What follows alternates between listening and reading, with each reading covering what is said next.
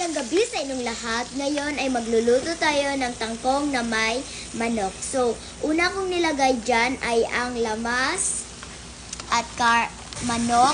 Then, nilagyan ko na ng toyo. At nilugay-lugay ko. At asukal.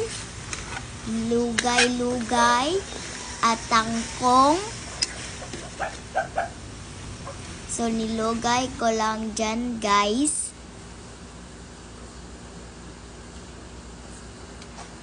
So, lugayan natin dyan ng maigi para lahat ay nami-mix.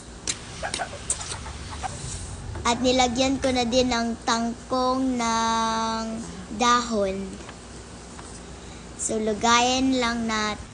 Haluin at lagyan ng isang basong tubig at takpan ito at hayaang kumulo.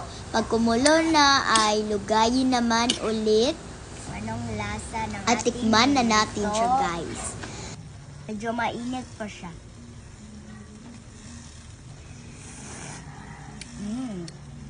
Mukhang matabang siya, guys. Luto na ating niluto. So, tikman na natin at kakain na tayo. So, ayan guys. Tikman na natin ang ating niluto at kakain na tayo.